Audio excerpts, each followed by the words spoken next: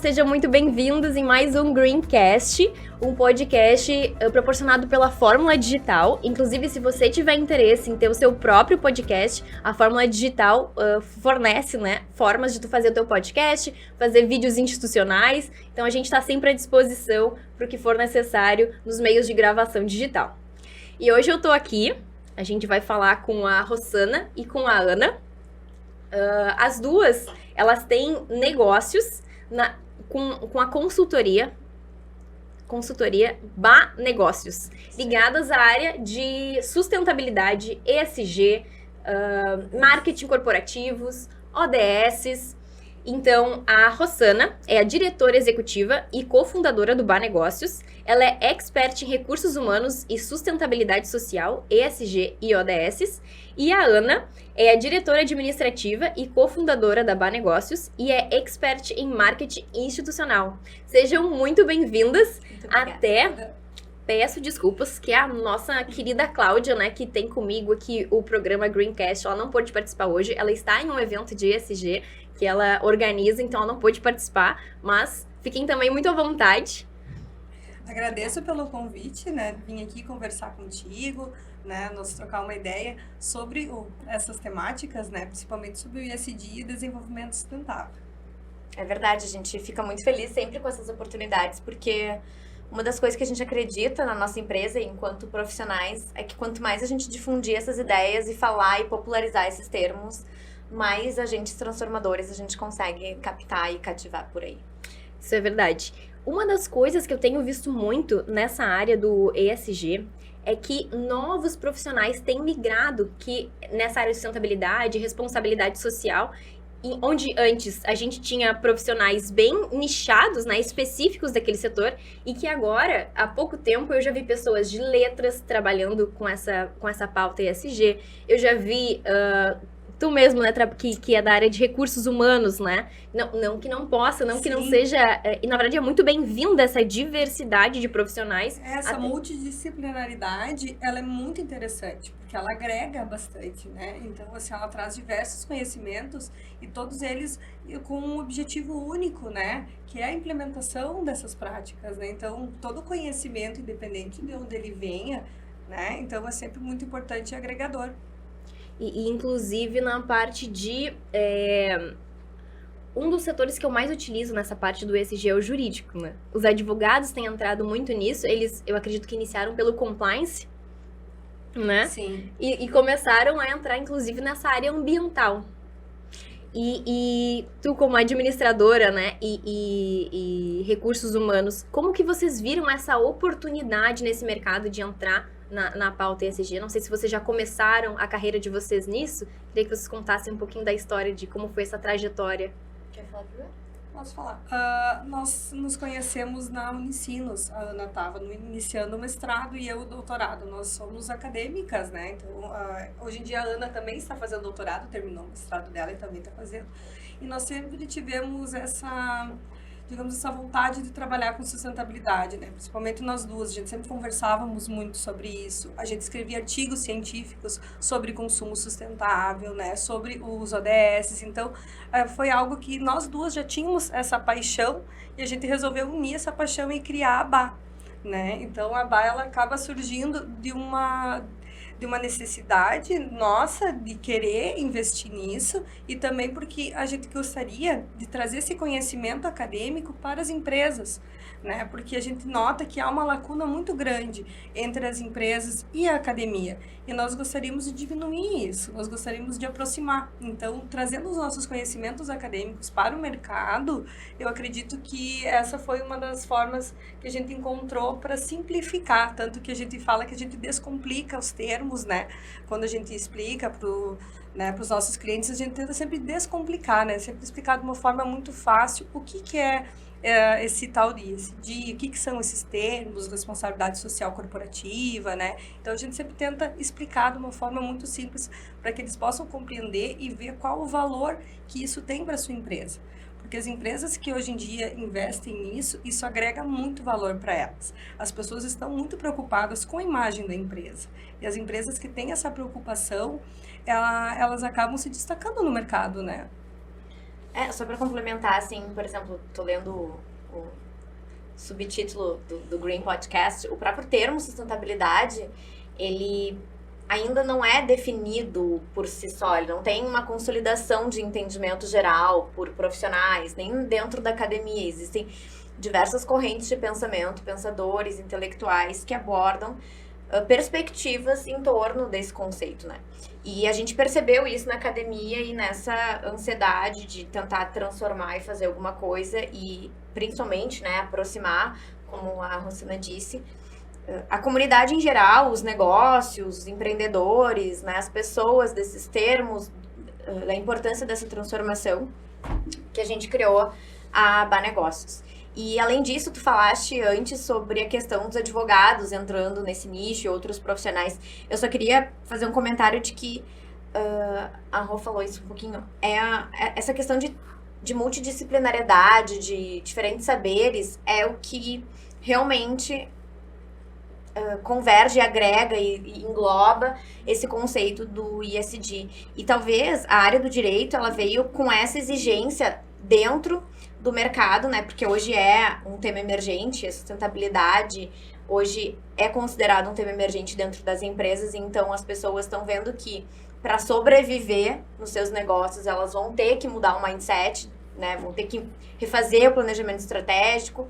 Então, eu acho que essa perspectiva da área do direito, ela vem de uma exigência também de parcerias, né? Porque daqui a pouco grandes fornecedores exigem que os seus pequenos parceiros ali, seus produtores, enfim, os serviços que tu te conecta, eles tenham essas práticas alinhadas para convergir com essa empresa maior, que é contratante e tal. Então, acho que veio também dessa necessidade da própria sustentabilidade financeira dos negócios. Dos negócios, né? E até, isso foi uma percepção que eu também tive, né? De que não tem uma definição por termo de sustentabilidade e que as pessoas trazem muito o termo de desenvolvimento sustentável como o real significado de sustentabilidade, né? E por mais que eles convirjam, né?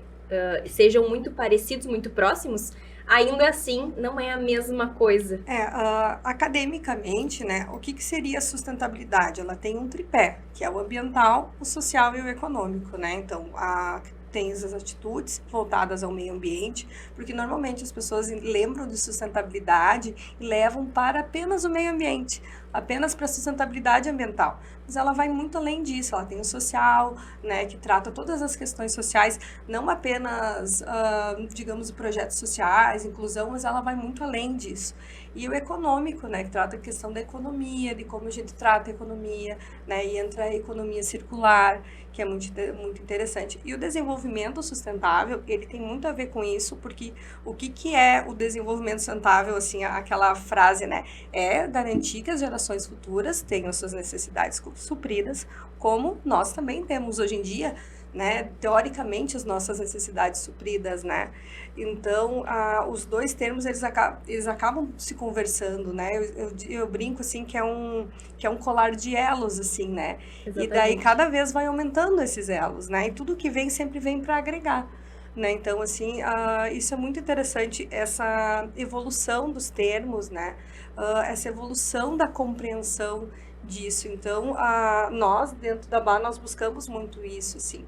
E junto com o desenvolvimento sustentável tem os ODS, que é o xodó da nossa empresa, né?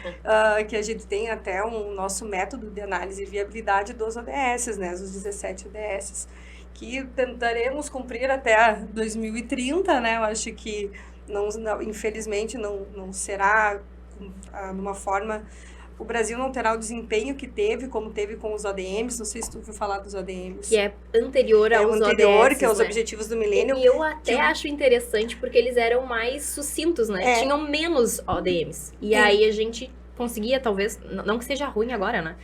Mas tu entrava em grupos menores, né? É que assim, e a proposta era diferente. Era diferente. Sim, a proposta, né? A proposta era mais a questão mais social.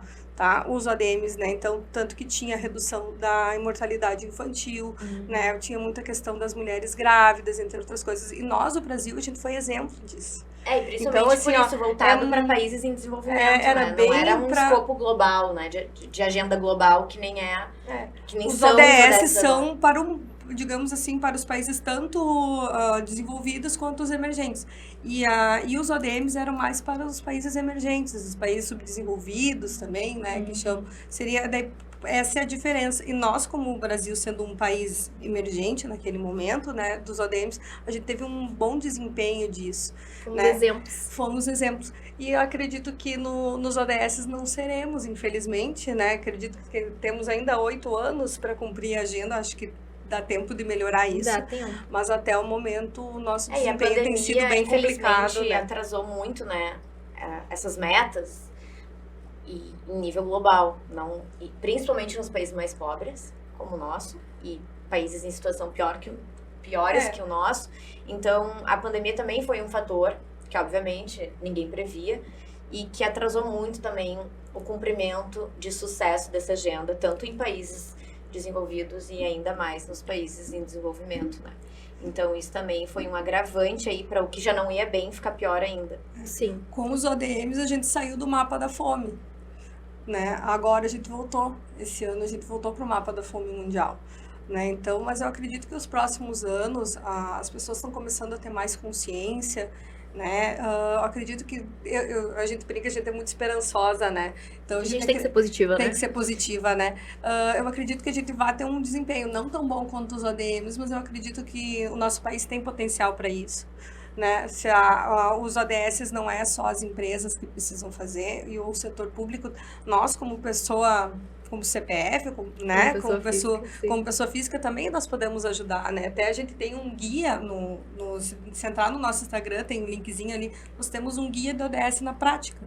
Para as pessoas, CPFs, CPF, seguir. tanto CPFs quanto empresas têm um guiazinho prático que foi elaborado por nós, com muito carinho, para as pessoas entenderem como botar em prática os ODS na vida delas. Eu acho que tem 2 pontos aí que tu falou que são importantes. Primeiro, que a gente é positiva, eu acho ótimo que sejamos positivas, mas para quem talvez não seja tão romântico quanto nós, tem uma questão pragmática que, cara, se tu quer ganhar dinheiro, hoje em dia, desculpa, mas não vai ter mais espaço para quem não é minimamente sustentável. Não tem espaço, sabe? Eu acho que a gente Então, exige um mínimo de ética, né? De quem tá e liderando cada vez, as empresas. Exatamente. Porque líderes, eles exigem que tenham seguidores, né? E ao mesmo tempo, a gente tem princípios e que quer enxergar esses princípios dos nossos líderes, né? Exatamente. Eu acho que é isso que a gente busca nas lideranças empresariais, não só empresariais, mas qualquer tipo de liderança, né? E cada vez a gente não tolera mais. Eu acho que a internet, a mídia, as redes sociais ajudam muito nesse processo de transparência e comprometimento, engajamento de empresas com consumidores, com clientes, com portadores de serviço, enfim. Porque a gente não dá mais espaço hoje, a gente não tolera mais práticas de greenwashing, de pinkwashing, de brownwashing e todos os washing fakes que tem. É bom falar assim, né? o que seria o greenwashing, tá? É as empresas que dizem que fazem políticas sustentáveis, mas na prática elas não fazem. Mas tem o contrário também, eu já vi, Tem. sabe? Empresas que têm políticas E elas sustentáveis não divulgam. e não sabem nem materializar isso. Mas então, aí que entra a nossa empresa. A gente faz toda essa análise estratégica da empresa, a gente fala, ó, aqui você está alinhado com isso, aqui você está alinhado com aquilo. Vamos divulgar as tuas boas práticas, né? Vamos divulgar, a gente, como a Ana trabalha com esse marketing social, né? Ela consegue fazer dentro das empresas isso, essa divulgação do que a empresa faz. Porque, vou dar um exemplo, né? Gestão de resíduos dentro da empresa. Separação de lixo já é a gestão dos resíduos Já é uma prática. Já é uma prática. Então, várias coisinhas que às vezes a gente faz no dia a dia que as pessoas não se tocam, que elas estão alinhadas a isso, né? Por isso a necessidade dessa matriz de materialidade que a gente fala, né? Quando começa a trabalhar o ESG. Então, é muito visível essa prática, inclusive junto com os colaboradores. A gente muitas vezes tem prática dentro dessas empresas e que eles nem sabem que isso é uma espécie de enxergar o seu colaborador, né? E capacitar ele, melhorar a qualidade de vida dele, tanto a empresa fornecendo, como a empresa influenciando ele a buscar aquilo. Então, é a liderança, talvez positiva, a gente possa chamar, né? Porque ele estimula todos os colaboradores a quererem crescer, a buscar. Exato. E a às parte vezes a divulgação interna de estratégias internas de marketing para cativar e motivar os colaboradores em todas as suas linhas, setores e posições hierárquicas da pirâmide, às vezes tu vai te sentir mais motivada se tu souber as práticas de governança anticorrupção que a tua empresa tem, tu vai te orgulhar disso, tu vai vestir a camisa, tu vai fazer teu trabalho melhor, sabe? Então, materializar, monetizar isso de diferentes formas é um dos nossos pilares, é uma das nossas estratégias que a gente faz com o nosso método, né? E isso realmente dá um resultado muito positivo para as empresas, tanto setor público ou privado que a gente atua. A gente consegue perceber um resultado bem legal. Essa questão de pertencimento que a Ana fala dentro do... Isso diz muito do RH, né? Então, são políticas que o RH pode fazer. Né? Então, por isso que essa multidisciplinaridade é bom, porque a gente começa a fazer, assim, ó, traz eu do RH, e pega alguém da logística, sabe? Daí vai trazendo de várias partes dentro da empresa para trabalhar com isso, porque as pessoas querem pertencer a uma empresa, elas querem se identificar com a empresa que trabalha. Fazer parte do grupinho. Assim, também, mas assim, elas querem ter um propósito, isso. Né? Então as pessoas buscam hoje em dia um propósito para trabalhar, não é apenas quanto que eu vou ganhar no final do meu mês. Uhum. Entendeu? Eles querem fazer não é parte apenas daquilo, o salário, né? querem fazer parte. Por que eu estou trabalhando nessa empresa, né? O que essa empresa está fazendo para melhorar a sociedade, né? E que entra a responsabilidade social corporativa, que é o que a empresa faz, além do que a lei manda, né? Que você tinha falado ali dos advogados, né? Que os advogados, eles te digam, ó, você tem que fazer isso, isso e isso, né? Essas suas estratégias de compliance e tal. Mas o que a empresa faz além disso se chama responsabilidade social corporativa, né? Sim. Né? Então, a empresa ela tem que estar tendo um cuidado, né, com a sociedade que ela está inserida. Né? O que eu estou fazendo para a comunidade que eu estou inserida? E lá no fim da cadeia, né, do outro lado da moeda, no consumidor final desse produto ou desse serviço, esse consumidor, ele também cria esse proud, esse orgulho de consumir determinada marca porque sabe que faz políticas sustentáveis, né? Seja elas a que ele mais se identifica, de preservação da Amazônia, ou de inclusão de LGBTQI+, ou de população negra, ou algum trabalho, PCDs, enfim. Ele busca uma relação naquela brand, naquela marca, associada a algo que ele se identifica dentro de um desses pilares do ESG, né? Não, eu consumo a fabricante desse copo porque eu sei que na empresa eles não toleram corrupção. Eu sei que eles fazem divisão dos lucros de acordo para todos os funcionários. Enfim, né? Então, hoje também o consumidor, ele tá... Isso são índices e tá aí para todo mundo ver, não são só acadêmicos que falam sobre isso.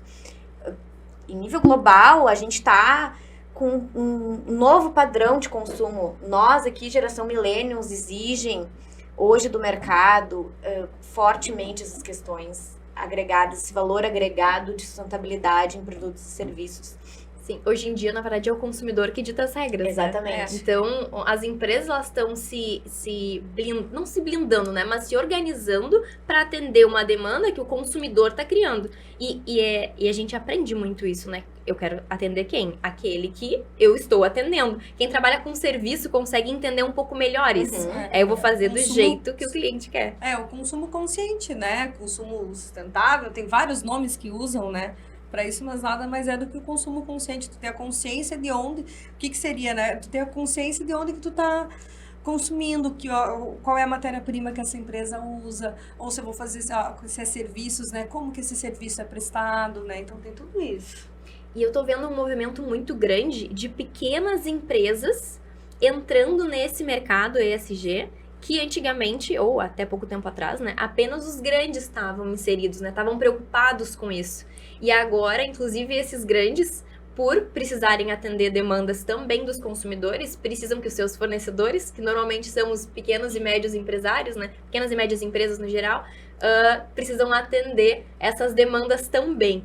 Então, como é que vocês enxergam esse novo mercado, tanto dos ODS como os relatórios de sustentabilidade, dentro das pequenas empresas? Não sei se vocês chegam a atuar com as pequenas empresas também. Sim. Só para resgatar um pouquinho, tá? Pra gente entrar numa lógica de pensamento linear, assim. Tu falou dessas práticas de ESG que antes eram dos grandes, né? A Rô, que é uma estudiosa do tema, pode falar melhor que eu, mas a gente estava falando informalmente antes, que antes era uma prática atribuída a características do mercado financeiro. Então, quem participava da Bolsa de Valores tinha isso como valor agregado e diferencial de mercado financeiro, né? E começou a se expandir e essa agregação de valor começou a dar certo para essas empresas, que esse conceito, esse pilar, né, esse tripé do ESG, na verdade, ele se expandiu para diferentes nichos de negócio que hoje se usa não estritamente esse conceito para práticas voltadas a empresas que estão dentro do mercado financeiro, tá? Então, por isso que tu tá falando que pequenas empresas, diferentes modelos de negócio, seja de produtos ou serviços, vêm alinhando suas práticas e planejamento estratégico nesse tripé do ESG, né?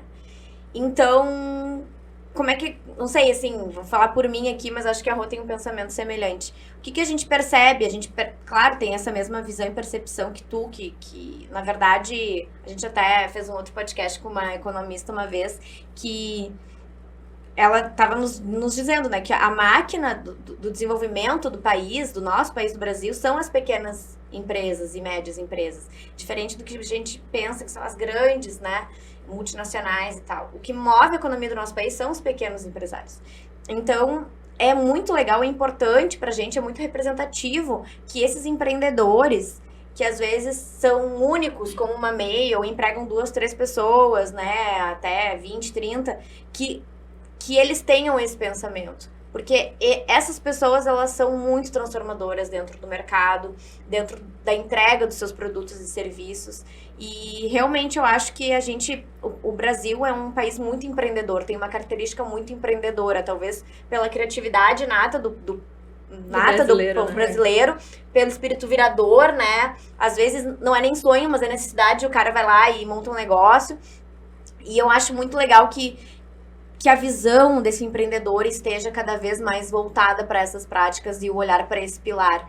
Porque realmente isso, daqui a uns anos, a gente vai ver daqui a uns 5, 8, 10 anos, pequeno, médio e longo prazo, vai fazer a diferença de transformação nas práticas do nosso país, no desenvolvimento do nosso país.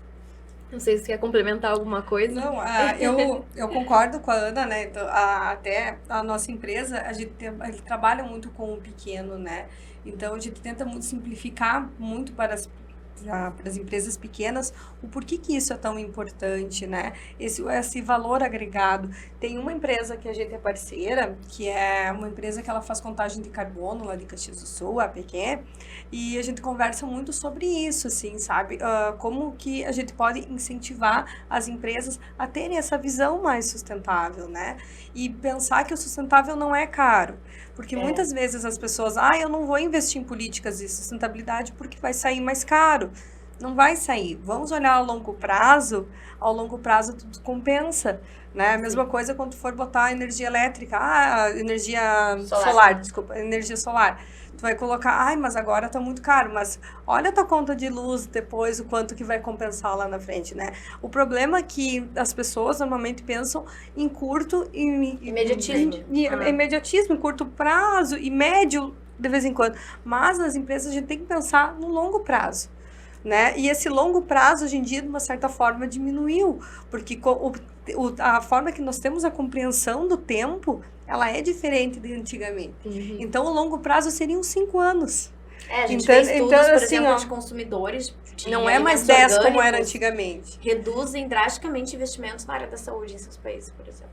Porque evita uma série de problemas. Sim. Então, tu consumir alimentos de melhor qualidade, sem agrotóxicos, que não sejam transgênicos, isso pode parecer um luxo, mas às vezes tu vai na feira orgânica do teu bairro, é mais barato do que comprar o que eles chamam de convencional, que é com veneno dentro do supermercado. E até no curto prazo também, né? Porque eu vejo bastante, eu adoro seguir essas páginas de médicos e de dieta, essas coisas assim. E aí eu vejo muito que o nosso intestino às vezes fica inflamado com pequenas coisas. Às vezes a gente não é intolerante a algum tipo, né? Mas pequenas inflamações que já dão alguma acne, alguma coisa assim. Então, a sustentabilidade está dentro da gente também, né? Quando a gente para analisar. Uma coisa que aconteceu hoje nesse evento de ESG que tá tendo aqui em Porto Alegre, foi um moço, né? Ele veio trazer o case da empresa dele e ele comentou que aumentou bastante a diversidade da empresa dele e que ele começou a ver que a moça lá da logística era excelente e que ela é mais velha, né? Ela tem 53 anos. Então, ele falou muito do preconceito de algumas áreas. Não, mas por exemplo assim, por ser mais velho, por ser mulher, por ser de alguma outra raça, né, de raças diferentes. Então ele trouxe alguns pontos e que ele demonstrou que na empresa dele ele quantificou diferente. Então, por exemplo, assim, ele falou que com o tempo, ele esperava que o ideal das empresas fosse ter cerca de 70% público feminino. Que ele dizia que para ele, pelo que ele estava observando na empresa dele, seria o ideal. Então, nós estamos aqui com 100% de público feminino. Como é que vocês enxergam essa parte da diversidade dentro das empresas, dentro de municípios, dentro de grandes empresas? Nós somos uma empresa 100% de mulheres, né? Nós somos uma empresa com 6 mulheres, 5 agora, 5 né? mulheres. Nós estamos com 5 agora. Nós somos uma empresa de 5 mulheres. Nós somos diversas entre nós, assim, né? Cada uma tem o seu conhecimento e tal. E quando tu fala nessa questão da diversidade dentro das empresas, é importante também falar da equidade dentro das empresas. Que o que seria a equidade? Oportunidade iguais para todos, né? Independente do que a pessoa independente se a pessoa é branca, é negra, independente se a pessoa é mulher, homem, né, entre outras, né, estou falando dessa questão de gênero, tipo né, de diferença, né? Qualquer tipo de diferença, essa é a equidade. Até tem algumas empresas utilizando o recrutamento às cegas, não sei se você já ouviu falar. Então, as empresas, elas pegam o currículo das pessoas e retiram essas informações pessoais. Então, não tem informação se tu tem filhos ou não, porque algumas empresas acabam levando em consideração isso, estado civil, cor, nome, nada. Tudo isso é retirado. E fica apenas a experiência da pessoa e a formação dela. Então, no final do processo, a primeira entrevista, ela é feita com codificação. Tu não sabe com quem que tu está falando, a voz é codificada e a pessoa fica com a câmera desligada. E daí, já na última entrevista, aí tu descobre quem é a pessoa que você está selecionando, né? Então, porque algumas empresas, principalmente a gente trabalha com o interior, né? Algumas empresas têm alguns, como é que eu posso dizer? De certa forma é preconceito, né? Alguns preconceitos sobre algumas coisas, né? Então, e quando tu faz essa seleção, eles acabam se surpreendendo, né, com o que acontece no final dela, né? Eu já participei desses processos seletivos, né, como trabalho, tenho 9 anos de RH, então toda essa evolução de como se faz essa contratação dentro das empresas, e eu acho essa última, né, etapa agora que está tendo de recrutamento excelente, porque tu recruta a pessoa, tu pega esse talento pelo quem ele é. Sim. Pelo talento dele, e não pelas características físicas que essa pessoa tem, ou, né, características pessoais. E eu só queria comentar uma coisa que eu li num livro, que eu até não me lembro que livro que é, que ele falava o seguinte, que o nosso cérebro, ele quer ter o mínimo de trabalho possível. Então ele olha para uma pessoa e ele já começa naturalmente, qualquer coisa, nem pessoas, mas ele já começa a colocar dentro das caixinhas. Então, tipo assim, feio, bonito. Legal, bom ou ruim. Ele vai colocando em caixinhas, vai separando. Ele vai selecionando, né, seccionando as pessoas e coisas para ter menos trabalho. Então, é natural que a gente tenha alguns preconceitos e é trabalhoso a gente se despir desses preconceitos ao longo do tempo. Por ser trabalhoso, eu acho que é dolorido. E até porque muito dos preconceitos que a gente tem fazem parte da nossa história. Às vezes a gente carrega. Exatamente, tem experiências que a gente passou e que a gente nem sabe que aquilo fez a gente ter um pré-julgamento de alguma coisa. Então, de certa forma, é até estranho falar isso, mas a gente tem que ter respeito até com os preconceitos que os outros têm. A gente tem que enxergar a gente ter consciência deles já é um grande passo, né? Há não muito tempo atrás, a Rô vai saber, pelo menos eu tive já a experiência de ler manuais para me comportar em entrevistas de emprego. Então, baseado em evidências de psicologia, de cientistas, dizia, por exemplo, que pessoas que usavam óculos pareciam ter maior credibilidade. Pessoas que usavam cabelo preso, também. Pessoas que tinham cabelo liso, também. Então, assim, imagina tu te condicionar a esses fatores, que é óbvio, é um mecanismo do cérebro, porque a gente tá acostumado com um padrão de beleza, um padrão que diz que quem usa óculos é intelectual, é inteligente, ou, sei lá, mulher de cabelo preso é mais séria, é mais reservada, é Mulher mais... de cabelo liso significa que ela é mais séria, mulher com cabelo cacheado é mais sensual. E isso é uma coisa que Isso tudo é antiga. preconceito, São rótulos, né? São rótulos. Então, esse tipo de recrutamento que está acontecendo agora, que é o recrutamento às cegas, ele é muito bom para tirar esse rótulo. Como tu falou, esse livro que tu leu deve ser muito interessante, porque ele fala essa questão das caixinhas, né? Eu, como recrutadora, anos eu fiz recrutamento e seleção, é automático, a pessoa entra na tua sala, é aquela questão da primeira... Já escaneia. Qual é a primeira impressão que tu tem dessa pessoa? Né? E eu sempre busquei a me podar sobre isso, sabe? Eu deixava a pessoa falar e depois eu ia fazendo as perguntas que a gente tem que fazer, obviamente, mas eu tentava me despir disso, assim. E é muito difícil, sabe? Isso eu acho que é o mais importante, assim, porque como às vezes é um mecanismo inconsciente, que tá imbuído de memórias culturais e de experiências que a gente teve em toda a nossa vida, acho que o mais importante é a gente reconhecer que, opa, isso pode ser uma barreira da minha experiência, da minha vivência, por exemplo, ser branca, por eu ter uma realidade X ou Y, por eu ter tido um trauma com meu companheiro ou minha companheira. Enfim, a gente carrega essas memórias, esses sentimentos. Uhum. Então, acho que o primeiro passo é a gente ter consciência de que, sim, eu posso estar olhando pra ti de óculos e realmente tu ser inteligente, mas pode ser que não, Pode né? ser, né? Então, assim, a gente tem que se desprender ter essa reflexão para se desprender dessas questões. Eu acho que isso é o primeiro passo que a gente tem que se analisar. A gente, enquanto mulher, principalmente, a gente é muito mais julgadora que os homens. E Até com por nós proteção, mesmas. né? Com nós mesmas, assim.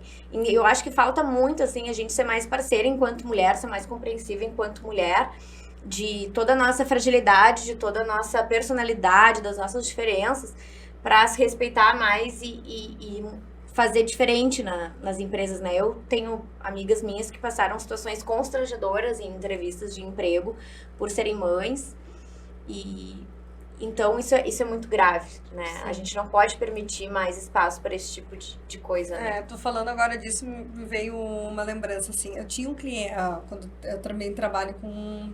Eu tenho a minha empresa que é de recrutamento, assim, né? Agora até, hoje em dia, eu não ela está indo, digamos assim, eu estou fechando ela aos poucos, né? Eu tenho alguns clientes, eu tinha um cliente na região lá de Passo Fundo, que ele sempre queria participar da entrevista, né?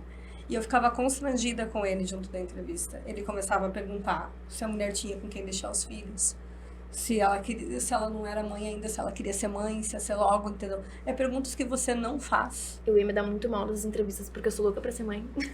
Então, assim, é umas perguntas que você não faz. Sim. Porque isso não tem a ver com o trabalho, isso tem a ver com a vida pessoal da pessoa. E eu conversava com ele depois e olha, você não pode abordar. Mas eu tenho que saber se vou ter que pagar a licença maternidade. Sim. Eu tenho que saber. Claro, mas você não pode excluir uma mulher por conta disso. Né? Então, assim, E o mais me incomodava, triste... assim, quando eu tinha que fazer entrevista com eles, assim, né, com esses meus clientes, porque eu me sentia mal, sabe? Eu olhava para a pessoa que estava sendo questionada e me colocava no lugar dela, sabe? Que eu não gostaria de ter isso. Então, até uma certa forma, assim, até com pessoas, digamos, com negros, assim, ele já tinha uma postura diferente, ele já não queria chamar para entrevista. E daí eu dizia, olha, tem um currículo bacana. Eu sempre falo que as então, pessoas... assim, então era um certo preconceito. Isso já faz alguns anos, tá? Sim. Mas isso é uma coisa assim, eu vivi isso há alguns anos, mas isso também deve acontecer hoje em dia. Sim. Não é uma coisa que deixou de existir de um ano para o outro, né? Os preconceitos nos fazem perder muitas oportunidades interessantes, que muitas vezes a gente não consegue enxergar por ter esse preconceito. Mas eu queria puxar uma coisinha até do nosso assunto anterior, de duas coisas. Uma delas é da imagem, né? porque a gente tem a nossa personalidade, mas muitas vezes nem a gente se compreende direito e não consegue passar a imagem de quem a gente realmente é. Isso, então muitas vezes eu vejo que tem vários tipos de óculos, né? Uns fazem a gente parecer mais inteligente, outros fazem a gente parecer, às vezes... Pra ti, talvez. Mais descolada, né? Isso, mais descolada, também aquele ar mais... Informal. Então, tipo, hoje tinha 2 caras na mesa, né? E um tava com um terno mais slim, ele parecia mais criativo, e o outro com um terno mais tradicional. Então, ali tu já vê 2 pessoas com personalidades bem diferentes, mas elas transmitiam a imagem de quem elas realmente eram. Então, o cara que tava com o terno mais slim, com o óculos redondinho, ele tinha esse aspecto mais criativo, inclusive na fala dele tu conseguia notar isso.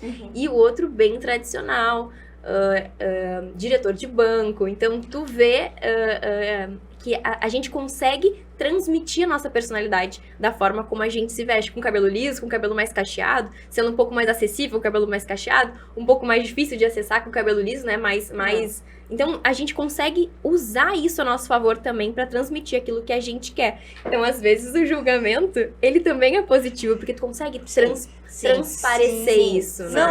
Não, a gente tá falando assim, tudo tem seu lado positivo e negativo, né? Então, a gente tem que ver como que a gente pode usar esses preconceitos ao nosso favor, né? Até porque as características, elas podem ser usadas a favor da empresa ou do próprio funcionário, né? Vamos botar as diferenças do homem e da mulher. A mulher, ela é muito mais acessível, ela é mais, se tu olhar no contexto geral, né? Ela é mais humana. Então, essas profissões onde a gente tem mais acessibilidade com os funcionários, até cargos de liderança, que tu consegue dar um suporte, inclusive mais carinhoso, né? Tem outro tato pra lidar com as pessoas. Exatamente. E o homem é bem analítico, né?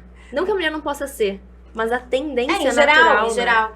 Eu só queria resgatar uma questão que tu falaste antes, que é dessa questão da diversidade e tal. Eu acho que tem um ponto que é bem importante, que a gente não pode deixar de lado aí, que tem tudo a ver com o comportamento do ser humano como em geral, que é a obrigação legal de fazer isso nas empresas. Porque, assim, não vamos romantizar, a lógica do ESG é lucrar, a lógica do desenvolvimento sustentável é lucrar. Ninguém faz empreendimento, ninguém gasta energia, ninguém estuda para não lucrar e não viabilizar o seu negócio. Até porque, só te complementando, desculpa, Ana, só complementando, o lema inicial do ESG é ganha quem se importa. É a perenidade do negócio também, ganha né? quem se importa. Se tu tá te importando com essa, digamos assim, com o que é o ESG, né, com o ambiental, social e a governança, ou a sustentabilidade como um todo, né, a sustentabilidade social, ambiental e econômica, tu tá te importando, então tu vai te importar e tu vai ganhar, né? Não, é isso, por exemplo, chega com uma exigência de mercado, ok. Aí depois chega com uma exigência legal. Para fazer responsabilidade social corporativa, o que é? Fazer relatório. Aquilo se resumia um GRI. Que beleza, fizemos relatório, toma, tá aqui. Mas só um pouquinho. A gente tá vendo, passou uns anos, não é bem assim, vamos tangibilizar isso de outra forma, acho que tem que fazer um pouquinho mais. Aí vem outros conceitos aí no desenvolvimento sustentável, trazido também do marketing, do Porter, de vários pensadores, para agregar um valor realmente real, perceptível para o colaborador, para o empresário, para o consumidor final, para o cidadão, de transformação ativa daquela empresa. Não me adianta tu gastar num livro lindo de papel couché colorido R$1 milhão do teu relatório, isentar isso no imposto e achar que tu tá fazendo sustentabilidade. Não, isso não funciona mais. A gente quer mais do que isso, a gente exige mais do que isso. E quem exige? Ninguém tá me exigindo? Não, peraí, agora tem a lei das cotas, tem lei de diversidade, tem lei de incluir maior de 60 anos. Então, vamos fazer acontecer. E o ser humano, para fazer acontecer, ou tem que ter lei que pune, ou tem que doer no bolso. E é essa lógica que a gente funciona. Infelizmente, no geral, é assim. Então, essas práticas também vieram por uma exigência legal. Né? A gente não pode achar assim que... Claro, eu não conheço o empresário que tu conheceu, ele pode ser uma ótima pessoa, cheio de boa vontade e tal. Mas o que eu quero dizer é que não se resume a uma boa vontade. A gente hoje tem exigências legais, tributárias, para que isso realmente aconteça e seja efetivado e que caia na percepção geral de todos os stakeholders envolvidos, né? Não basta só transmitir isso hoje através de um relatório. A gente quer tangibilizar isso para dentro da empresa e para fora dela com ações concretas, não que seja reduzido num papel. Eu acho que isso que é importante trazer aqui. E isso que tu trouxe também da legislação, a gente pode puxar. As leis ambientais, quando eu tratava com meus clientes, eu trazia muito as leis de trânsito junto, né? Porque a gente começou a usar cinto no Brasil depois que começou a ter multa por não usar cinto. Cadeirinha de criança também. Cadeirinha de criança e várias outras, né? Mexer no celular. Lei E seca. outras leis vêm sendo criadas, né? Pra garantir que a lei, que na verdade o correto, né? Será cumprido. E até eu queria trazer uma ocorrência que eu fiquei... Uma ocorrência não, um ocorrido, né? Que eu fiquei sabendo de um PCB também. Que era PCD. PCD. PCB é outra coisa. De um curso que eu fiz, e ele comentou, ele é deficiente visual. E ele sempre tinha que pedir, ainda tem, né? Sempre tinha que pedir auxílio pra conseguir bater o ponto. Porque o ponto era uma das coisas que não tinha acessibilidade para ele. Sim. E ele era o único dentro da empresa que tinha isso. Então, ele também estava batalhando dentro ali da empresa, né? Para conseguir isso. Então, às vezes, algo que é tão pequeno pra gente, né? E que para algumas pessoas que têm essa dificuldade, não de certa forma, até um constrangimento ele ter que pedir ajuda para um colega de trabalho para fazer uma coisa que todo mundo faz sozinho. Não, e tu imagina que ainda dentro desse universo tem os privilegiados que são letrados em braille, por exemplo. Que não são todos que têm essa condição. E daí como é que tu vai fazer os relatórios em braille? Então, assim, ó, tem o tradutor, né? Mas tem que pensar muito nessa questão da inclusão dentro das empresas e como tu vai incluir esse PCD dentro da empresa. Essa empresa, ela não pensou, quando contratou ele, como incluir ele, como fazer ele se sentir pertencente à empresa. Porque esse fato dele não poder bater o ponto com os demais, acaba até trazendo um ressentimento para ele, e se ele encontrar uma outra empresa que ofereça R$50 a mais no salário, ele vai trocar. Talvez, sim. Entendeu? Ou Talvez mesmo troque. salário, talvez. Ou mesmo salário, talvez. Mas que né? ele se sinta mais confortável ali naquele ambiente. Ou até um pouco menos, mas que ele tenha um ambiente totalmente adaptado a ele, ele vai trocar. Sim. Entendeu? Porque as pessoas, elas querem se sentir pertencentes às empresas. Sim, e quando tu falou ali de liderança, que tu estava falando, as lideranças, elas são super importantes dentro da empresa. Porque a liderança, ela tem que ser exemplo. Exatamente. Né? Então, assim, quando fala que a mulher é mais acessível, algumas mulheres entram em liderança e começam a agir como homens. E a gente não pode perder essa nossa característica feminina que nos faz chegar na liderança. Sim, às vezes essa percepção, essa visão panorâmica. A mulher tem visão panorâmica, o homem não tem. Então, vamos usar isso ao nosso favor. Sim, né? Usar as características que a gente tem do nosso feminino, né? Que é o receber, né? É o aceitar, é o abraçar, é esse assistir. Carinho, né? Não que um homem não consiga ter essas características também, mas aí ele tem que acessar o feminino dele para que ele consiga exercer essas características. Isso tá mais no nosso instinto, né? Isso é uma questão muito do instinto da gente, né? Então, o que eu tô fazendo para fazer essas inclusões dentro da empresa, né? Isso é muito importante, assim, as empresas ter essa conscientização. Não adianta tu querer botar porque a lei exige. E aí, a questão também dos jovens aprendizes, né, dentro das empresas. A gente tem que botar um jovem aprendiz.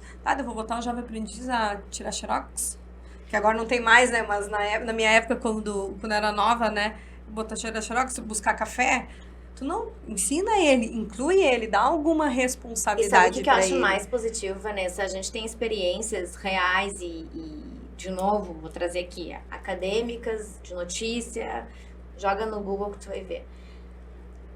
Eu não ouvi dizer de empresas que cumprindo essas questões, que incluindo pessoas de diferentes faixas etárias no ambiente de trabalho, inclusive cachorro, tem empresa que deixa cachorro dentro do ambiente de trabalho, de empresas que contrataram pessoas mais idosas, incluíram pessoas PCD nas suas rotinas. Eu não encontrei nenhum estudo que diga que isso prejudicou financeiramente ou o desempenho laboral, né, dessa empresa. Muito pelo contrário. Exatamente. E eu tenho visto também que, assim como a gente comentou lá no início, né, que áreas diferentes atuando no mesmo segmento, né, que é o ESG, como a gente vê essa pluralidade de informações, de conhecimentos, de experiências e o quanto eu aprendo com isso também. Eu não posso falar de vocês, né? Mas eu imagino que também deva acontecer, porque eu sou da área do resíduo sólido, da economia circular, da logística reversa, mas eu sou uma fã de livros de psicologia, por isso que eu sabia dessas séries. Desde que eu tive o primeiro acesso a esses livros ligados à psicologia, eu me encantei com aquilo e isso virou um hobby. Ler livros ligados a como funciona neurociência, PNL. Então, um pouco desse conhecimento de lidar com pessoas eu adquiri muito aí. E claro, né, convivendo com pessoas. Mas a gente precisa desse conhecimento das diversas áreas para conseguir fazer um ESG de qualidade. Não, o próprio marketing, ele bebe de diferentes áreas de conhecimento, né? O marketing, na sua formação, ele tem uma grande influência da escola de psicologia. A gente trabalha com neurociência, a gente tem uma linha hoje que se chama neuromarketing, que agrega a neurociência para conhecimentos da área do marketing de mercado. Então, o cognitivo, ele é totalmente vinculado a praticamente todas as áreas do conhecimento, né?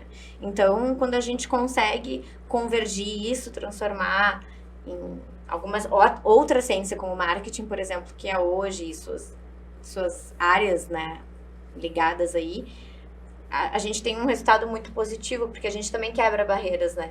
Tem gente que tem preconceito, porque a gente do marketing, tem gente que acha que a gente só bebe dos outros e não faz nada, né? Mas isso é bem normal, porque administrador também acham que a gente faz um pouquinho de cada coisa e não sabe nada de nada. Alguns sim, outros não, mas, né, é a vida. Mas eu acho que o legal disso é tu ter esse overview, ter essa capacidade de amplitude, de que tudo se conecta, que nada é isolado, né? A engenharia não é uma ciência isolada. A psicologia também não, a administração também não.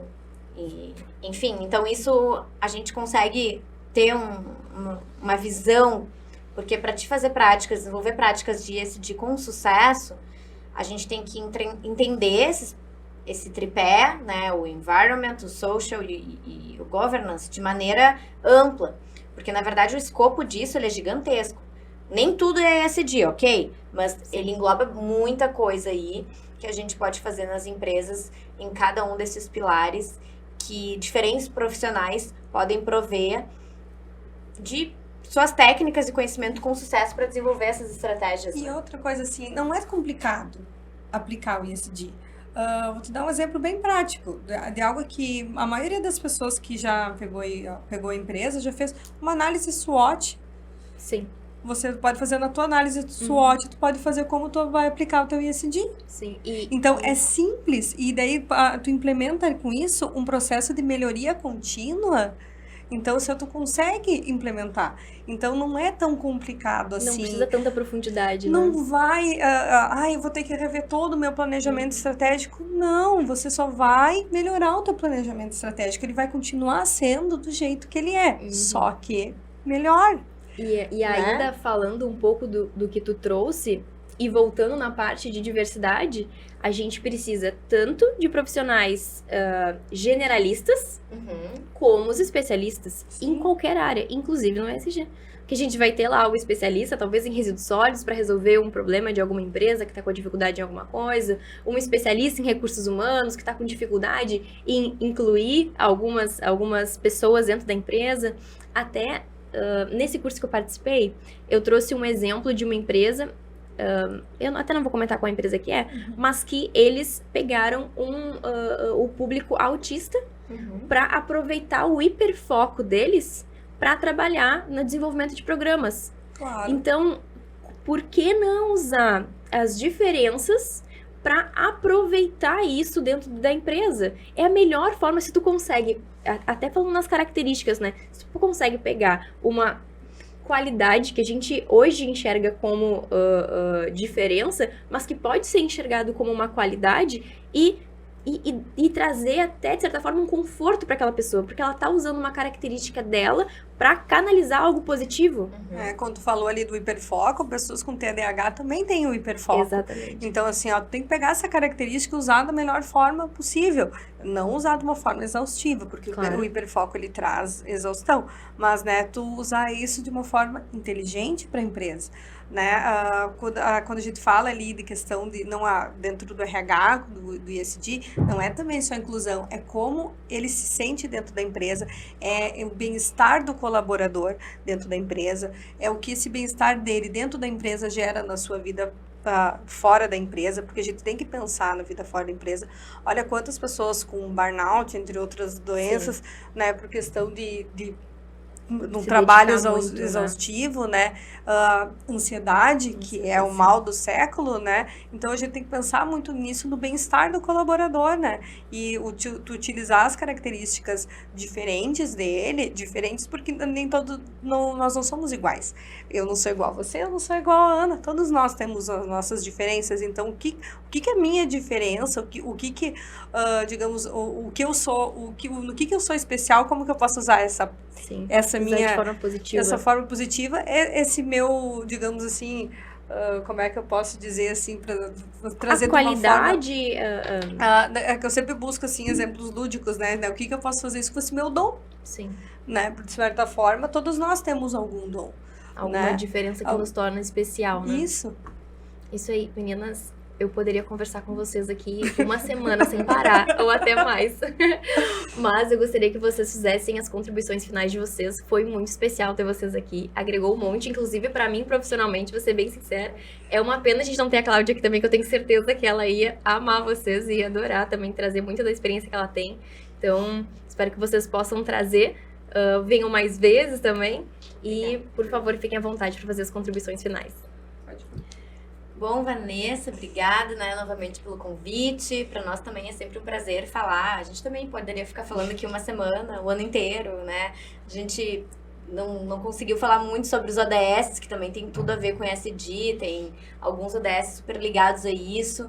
A gente convida não só a ti, né, mas todos os nossos parceiros aí para visitar nosso Instagram, para terem mais informações, que é o @ba.negócios. O BA é BAH, .negócios. Eu não posso ir pro soletrando lá. Não posso. Não posso. Mas lá tem muita dica, vocês podem acompanhar o nosso trabalho. Enfim, a gente pode trocar conhecimento, só nos chamar, que a gente está à disposição. Para nós é sempre um prazer. E a gente realmente gosta disso, a gente não só vive disso, mas a gente realmente coloca o coração nessa jornada para que a gente tenha um sucesso aí que a gente está plantando, né? Então, muito obrigada por essa experiência, por essa oportunidade. Obrigada mesmo e sucesso pro canal aqui. Eu queria te agradecer muito pelo convite, né? Para nós é sempre muito interessante vir aqui e ter essa troca, né? Essa conversa, nós falarmos sobre esses assuntos que nos encantam tanto e nos brilham os olhos, né? Porque nossos olhos brilham, teu olho brilha quando tu fala desses negócios, como a Ana também fala. Então, o ESG é algo que ele veio para mudar a vida das pessoas e melhorar a vida das pessoas, né? E nós, como a BA, o que significa a BA? Né? É benefícios ambientais e humanizados. É isso que significa a nossa empresa. Então, o que a gente quer proporcionar? Benefícios ambientais humanizados, e isso a gente proporciona de várias formas, né? Que vocês podem entrar em contato conosco pelos nossos canais e fomentar essa disseminação de sustentabilidade, a compreensão das pessoas e entender que a sustentabilidade não é só ambiental, que ela é muito mais do que isso, vai ser muito importante não para a nossa geração, mas também para as gerações futuras, né? Então, é isso que a gente gostaria, né? Que juntos a gente possa melhorar no nosso presente e deixar um mundo melhor também. Deixar um legado, né? É um legado interessante. É um legado. O Greencast, ele vem um pouco com essa pegada, né? Da gente poder contribuir e poder divulgar esse tipo de ação. E ele é muito bem realizado pela Fórmula Digital. Então, se você quiser ter o seu podcast, se você quiser fazer os seus vídeos institucionais também, a Fórmula Digital, ela fica à disposição de vocês. E realiza o nosso Greencast, podcast de sustentabilidade e ESG. Então, muito obrigada, meninas. Sejam mais uma vez muito bem-vindas e espero que a gente possa nos encontrar muito mais vezes. Obrigada, estamos disponíveis. Se quiser conversar, é só chamar. Então tá. Obrigada. Tchau, obrigada.